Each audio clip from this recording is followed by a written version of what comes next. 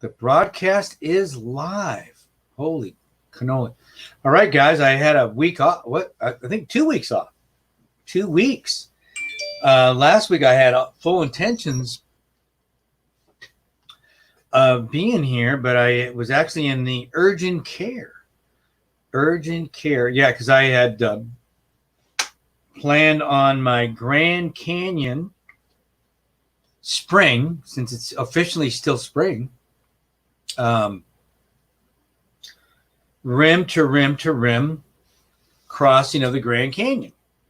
And, I've been having a dickens of a time with my left leg. And let's see, 2 months ago, I got cellulitis when I hit something at the gym, hit a bar when I was jumping, and got an infection, which was nuts. One of the most painful things I've ever gone through. And then 2 weeks tomorrow, I I hit a different bar, same kind of thing, jumping. This time I didn't cut my leg, but I kind of scraped it. I didn't, when you kind of scrape something, and my leg went and swelled up. I was like, whoa, what's going on? So I cleaned the area real quick just in case, because didn't want any kind of bacteria getting in there. And took about an hour. It went down.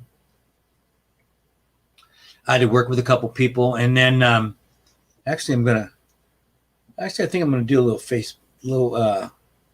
Instagram here. Well, I got you. Let's go live there, and wave it at Instagram. And so I didn't think much about it. Went hiking, preparing for my Grand Canyon trip. And by Monday, my ankle was swollen. I said, man, when is this ever going to go away? And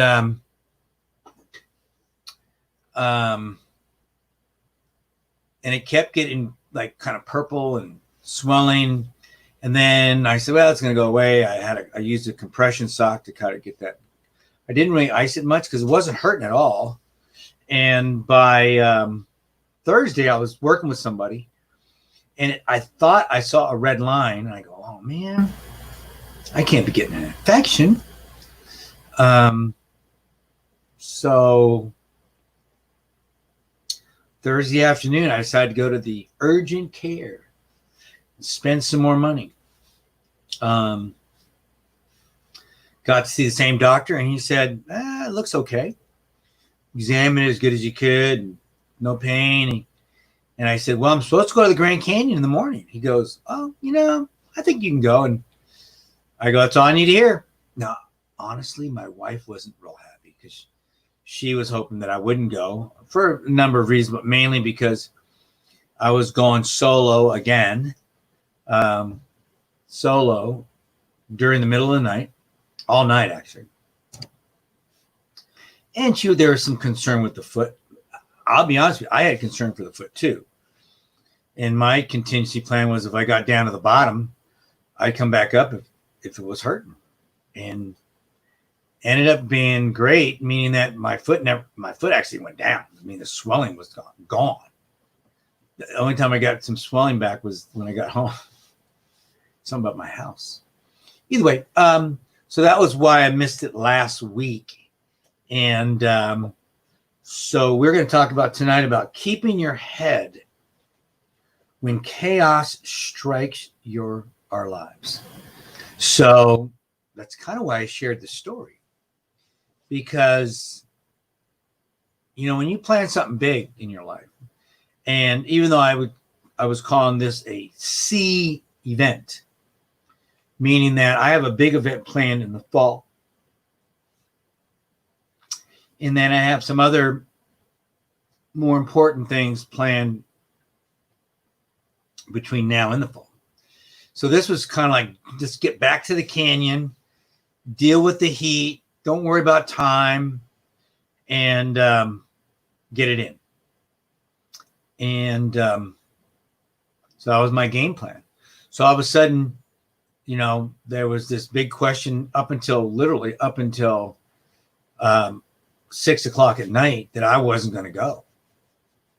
And just a lot of logistical things were starting to not work. And so I'm glad I did it, obviously, because I did it.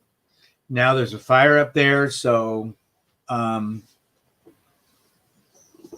I would have lost probably an opportunity this weekend. Probably. I don't know. But we don't know. But I don't have to worry about it because I did it. And I've already made arrangements for my next one with a gentleman. So it's not going to be solo. And it gives me an opportunity to share the adventure, the magic. But even better, even though I said this was the title of last week's show. And managing chaos. And that's what I had to do. Think about it. I wasn't feeling good probably 4 hours into this event. We're talking about 4 hours into an 18, 19-hour event. And I don't know if anybody ever done that. You might have done it and maybe working a couple doubles at work or whatever. And that's fine. Because it doesn't matter what it is what it is. But I was 4 hours into something that I knew was going to take me 18 to 19 hours. And I didn't feel good. It wasn't my foot. It's my gut. And I'm thinking, was it the heat? Because it was hot coming down. And it was hot in the bottom. And I was still, I didn't think I was going that fast, but I was pushing along pretty well. So, yeah. So when I was halfway across what's called the box, my gut wasn't feeling good. I said, hopefully this will go away. Well, it never did. It never did go away. And I never really was able to eat solid food the rest of the way. And when you're doing something like this, nutrition plays a pretty big role. It plays a pretty big role. Now, one of the things I didn't want to do was to throw up, because in the ultra world, when you start that process, then the first thing is you stop the ability to eat regular food. Then you stop the ability to eat or drink fuel. And that's the only thing I had. I had these little fuel packs that weren't giving me very many calories, but they were giving me fuel. And then the process continues and you lose the ability to drink water. I just didn't want to do that. I know how I felt when I got to the top of the North Rim. It didn't feel good. It was getting kind of chilly. Thank God I had my jacket because I didn't plan on staying up there very long, but I ended up staying long, not feeling good and feeling sorry for myself. And life was hard. Wow, wow, wow, wow. So I had to have a little heart-to-heart pep talk with myself. And I think it worked. Even though when I came down the hill, within a mile, I had a cramp, bad cramp. And I had a couple of them for the next probably mile. And it took me quite a while to work through it, manage it. Because see, if you don't manage things, it can become a disaster. Yeah. I mean, that whole thing, think about it. I am on the North Rim. There's no one there. The ranger station is 6 miles away. And I've got to go down about 4,000 feet.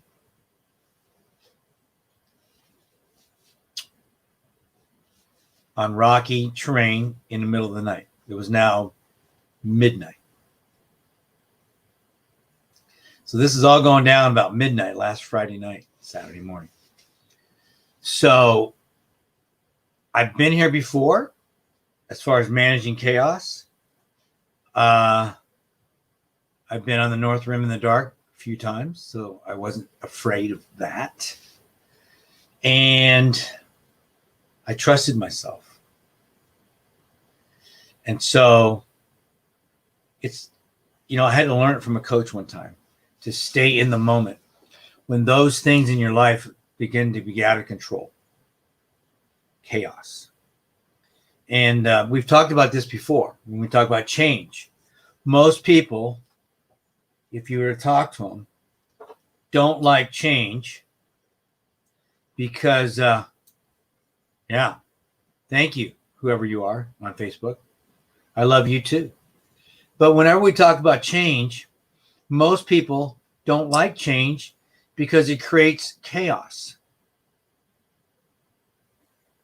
And chaos makes us uncomfortable. That's why it's called chaos. And how many people like to be uncomfortable? One of the things I like to work with on my clients is teaching them to learn how to get comfortable being uncomfortable. And that's one of the things I've learned from being an ultra athlete the last 6-7 years is learning how to get comfortable being uncomfortable. I'll go out tomorrow night, and I'm going to go out in the late afternoon to experience heat. And your people are going, what's he talking about? Well, I live in Phoenix, Arizona. So tomorrow afternoon when I start, it'll be in the low hundreds. Okay. So why are you doing that, knucklehead? Well, because I have to learn how to be comfortable being uncomfortable. Because if you've ever run or walked or hiked or did anything when it's 100 degrees, it doesn't feel good. But if I do it right, it's good for me. And it's good for others. And it serves the greater good. Because see, I've made a commitment to myself and other people to be ready for my next event at the Grand Canyon. And there's only one way to get there, and that's prepare. And part of that preparation is being used to the heat. Because I'm evaluating it, even though I haven't written up my report yet. It's been a chaotic week. But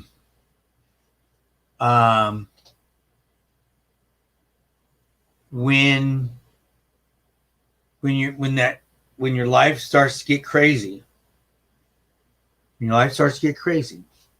are you able to slow it down? Because if you're not, then it spins out of control really fast. So one of the things I had to learn how to do, or have learned how to do, so when I'm literally stretched out on rocks on the North Rim at midnight, trying to get my legs to loosen up, because I couldn't even untie my shoes. I could have really started to worry, right? But no, I knew it would pass because I've been through it before. I just had to manage it. And I did. And another mile or so, it was over. I didn't panic. But what I'm seeing today in our society is people panicking. Some of it's justified, much of it's not. One of the things that bothers me most about people that panic is, I hate to say this, but I'm going to say it anyways, they're lazy. Because if they would just do a little homework, and look, we've got the most amazing systems in the world ever. Google. We don't have to run down the library and look stuff up. Hey, I got news for everybody. When I was in school, I had to go to the library to do research. I had to go through the Dewey Decimal System card catalog to look up research, look up journals, and then sit there and read them all afternoon. And then drive home. I can do all that from in my underwear in my office today.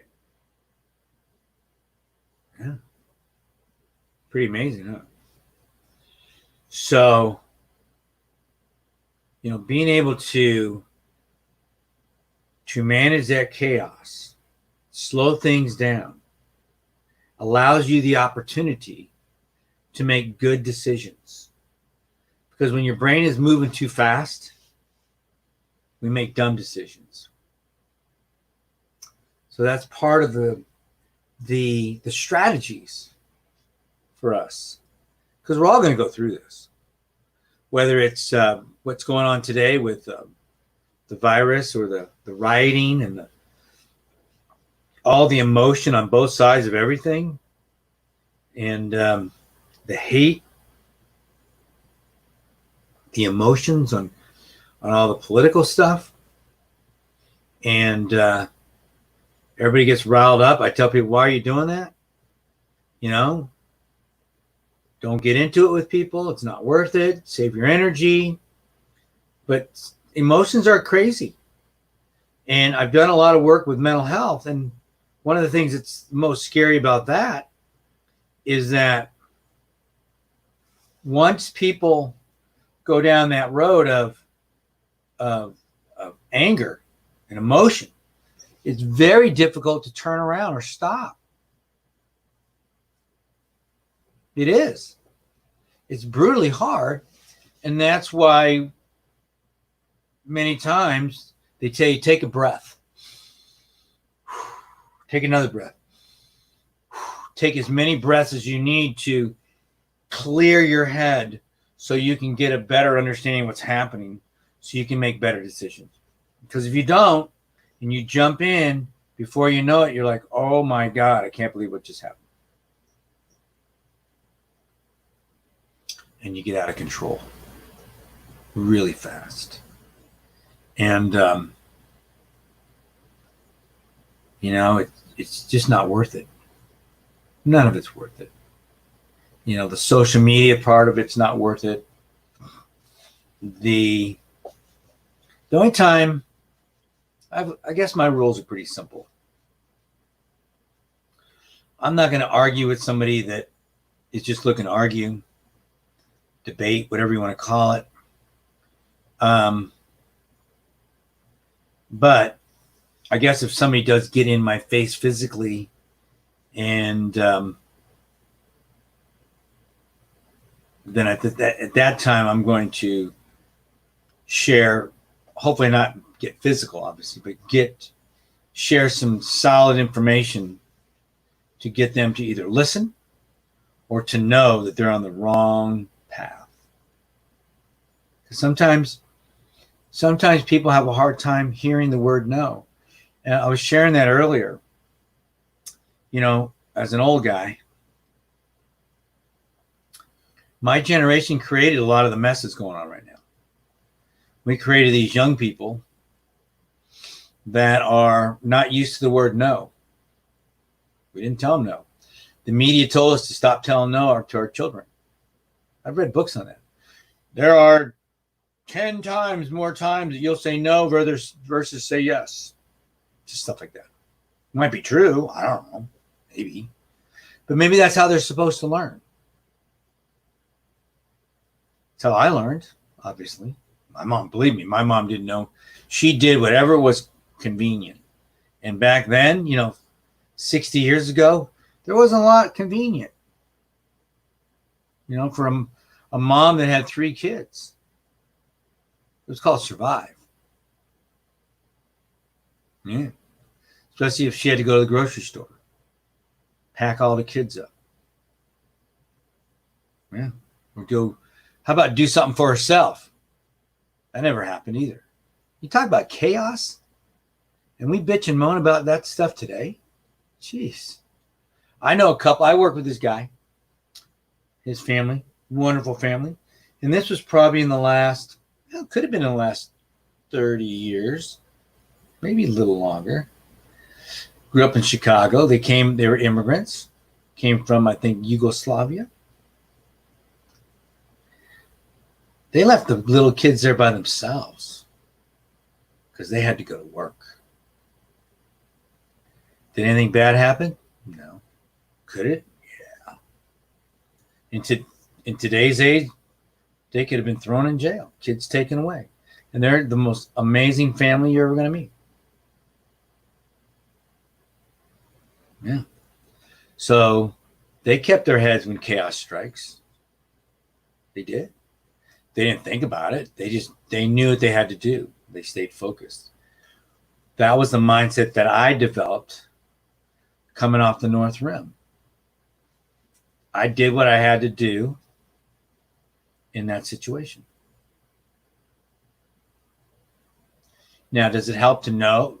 Does it help to go through it? Yeah, I've gone through it before. But most parents don't go through their shit before, do they? They deal with it. All right, guys, let's take a minute here. Let's take a few seconds and just pause for a second. We'll be right back on the WGSN-DB Going Solo Network Radio, TV, and Podcast. Number 1.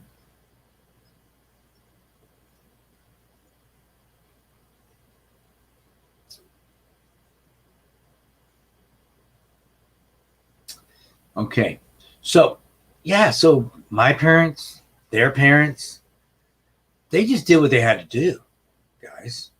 They managed chaos. Okay, here's the neat thing. And believe me, no generation is perfect. But that generation, there was not a lot of moaning and groaning going on because no one's going to listen anyways. There was more personal responsibility because these are people that came home from World War II, Korea, real life stuff, man. And so they, for the most part, they were 100% responsible for themselves,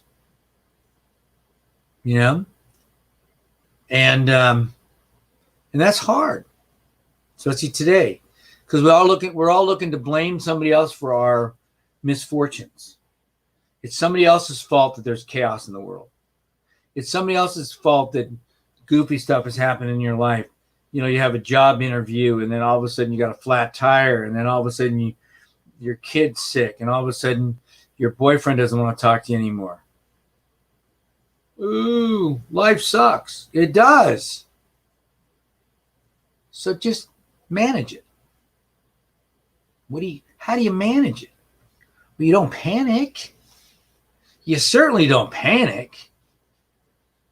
You stop. You slow it down. Have you ever watched a professional athlete, or sometimes they'll do an interview with these guys like Michael Jordan, some of these guys, basketball, football, baseball, soccer, doesn't matter. Whenever they talk to very successful athletes, and when they talk to them about being in the zone, which a lot of them get into, they all, almost to a T, talk about the ability to slow down the game. The ball gets bigger, slower. Yeah, it happens. And I've been there as an athlete. Things get slow. You know, what does that remind you of? Anybody watched the movie or the movies, The Matrix? Man, talk about a metaphor. Watch that movie. But things just slowed down for Neo. Slow down. So tip number 1 is slow things down. Don't get wound up in the moment. You know, one of the things I like to talk to people about in that scenario is you can be a crow and get in that chaotic situation and think you're going to just change everything, but you're just a crow making a lot of noise. Or you can be an eagle and fly high, get away from all those crows, keep going higher. All those crows will just go bye-bye. And then you can just kind of glide on the warm thermals, kind of glide along. And then you can look down with your amazing eyes and see what's going on. Just if there's a storm going on, just stay above the clouds. Just like that. Just float. Now, how many of you would love to do that?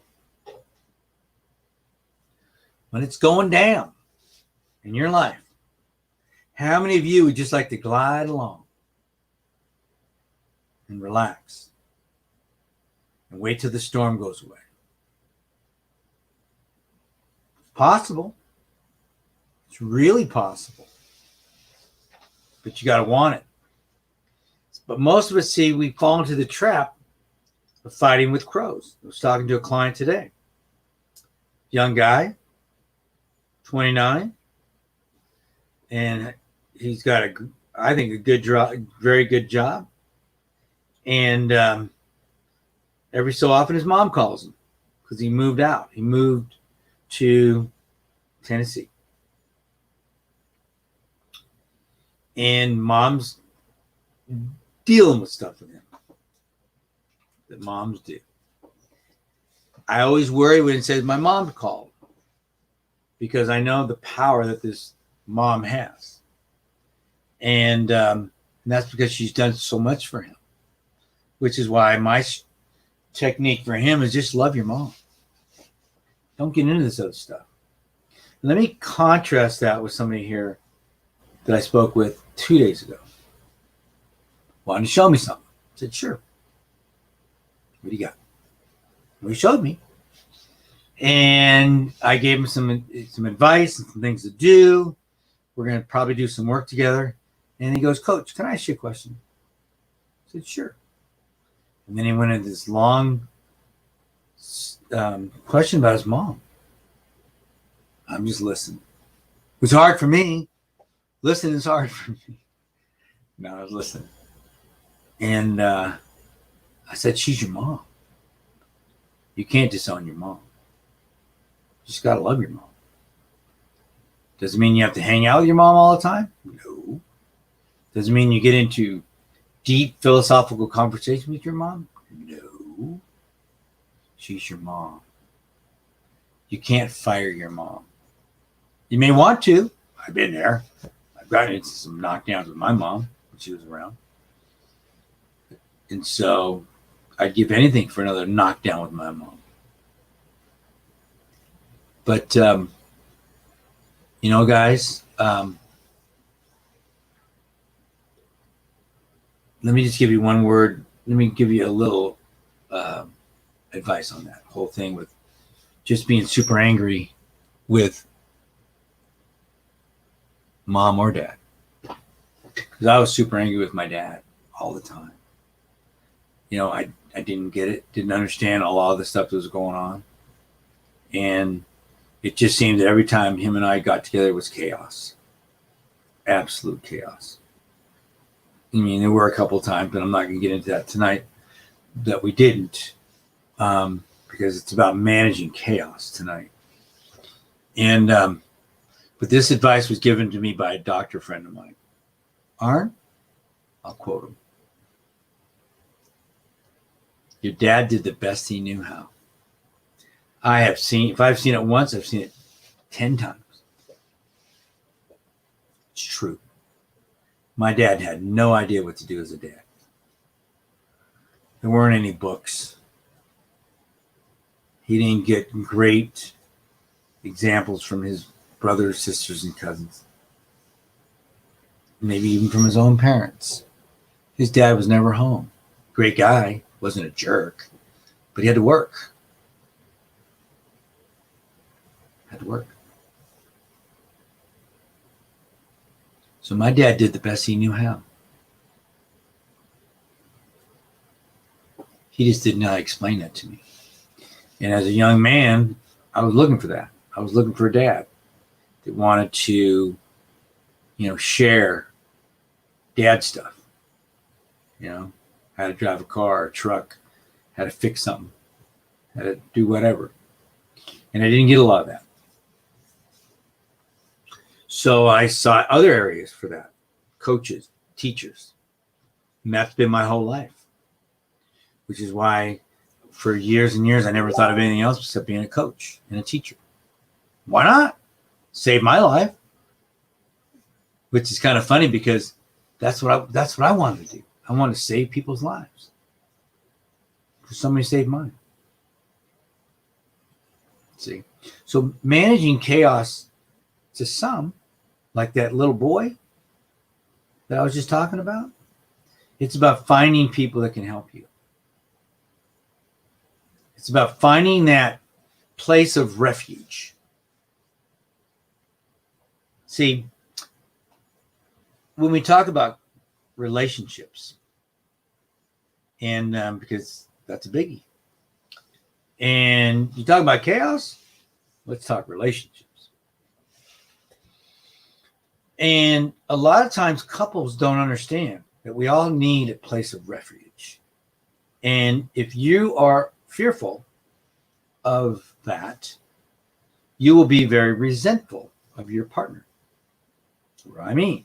I mean this. You know, for some people, a place of refuge is to read a book. It's true. For some people, a place of refuge is to pray and meditate. True. For some people, it might be physical activity, dance, you know, maybe some stretching, yoga, whatever it might be. Who cares? It's their deal. For some, it might be going for a walk. But a place of refuge, guys, is a place that you go on your own. You may want to just sit in your room in a chair and just close your eyes. And if your partner doesn't understand any of that, you're going to struggle with them. Because we all need a place of refuge. We all need a place to feel safe. I know when I was a kid, my place of refuge was my coach's house. Spent more time there than mine. Because it was safe. It was safe. See, when we are in chaos, we're all looking for safe. We're looking for safe. So for me, today, 2020, that's me putting my faith in my life in God's hands and trusting God that he's going to take care of me, keep me safe. For others, that sounds silly, but you may think yours is meditation. I don't care. If it works for you, fine. Your deal. For some, it's being creative and dancing or writing or drawing, painting. These are all places of safe refuge. We all need that. See, we all need that. We all need a place to get quiet. Now, some people are more comfortable with themselves and they don't need a lot of people.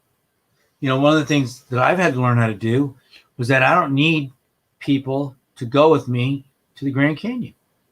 I've done it so many different ways. I've taken people I didn't know, haven't built up the trust yet. I've taken people that I've known really well. I've taken people that I've known incredibly well and were very gifted as well. But you know, the situation that causes the least amount of stress is when I do it myself. Now, the celebration is not as big as when you do it with somebody else. So that's why I'm always looking for people that want to experience it without me having to compromise my principles. Like, I wouldn't take anybody down there that's not fit and ready.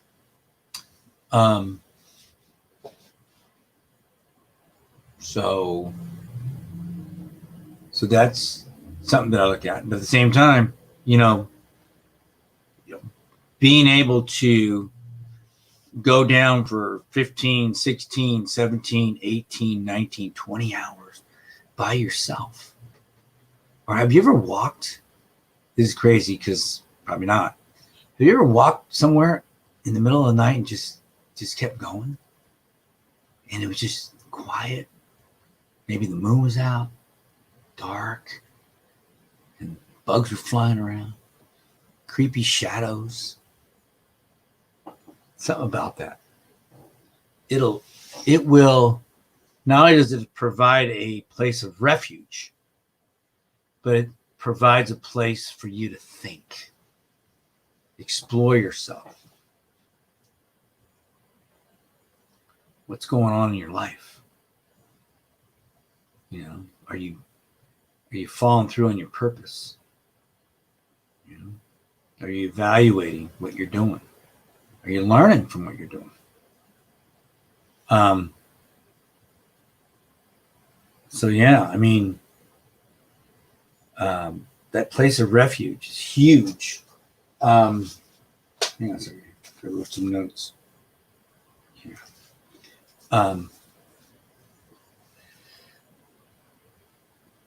And the ability to slow things down is one of the toughest but most important things to do when we're dealing with chaos.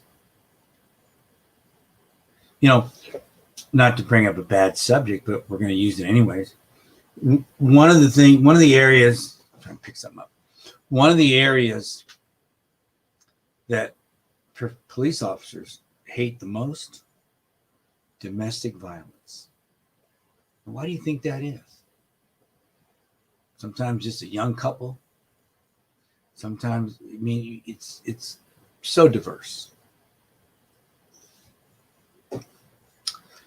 The main reason, it's emotional. People are emotional in relationships. Are you kidding me? Holy smokes. People are super emotional about that stuff. Super emotional. And when a police officer walks into something like that, it's Katie bar to the door a lot of times. And all they're trying to do is diffuse it, bring them down. See, one of the things that I've learned, especially through NLP training, neuro-linguistics programming, is my job. Hey, Aaron, how you doing, buddy? Hang on, man. We're almost there. Hang on. My job is to see the world from the other person's point of view. That's right. Whether I'm a teacher, coach, that's what I am, police officer, pastor, nurse, doctor, doesn't matter. But my job is to see the world from the other person's point of view, not to agree with it. It's not. To understand it and encourage that person. You see, this I know. All of us, you and me, want to be understood and encouraged. We all do. Don't lie to me. I know you do. Doesn't matter. See, I've studied human psychology. I've studied human behavior, not to manipulate like some, but to understand better so that I can help you. It's an amazing thing. I know the power of the tongue, the power of this thing right here. It's like the rudder on a boat. That just a little movement will turn that boat. Just a little movement will turn that boat. And how powerful it is. How it will inspire people to get to that next level. To do that thing that they didn't think could be done. To push through the chaos. To manage it. To learn from it. You know?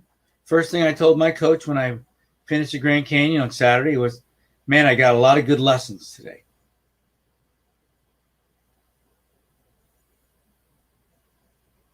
Got a lot of good lessons today.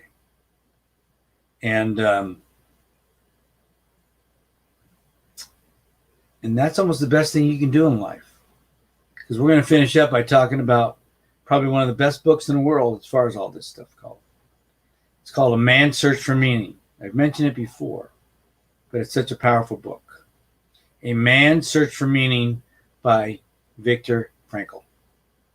Written by a gentleman who was in 3 different concentration camps,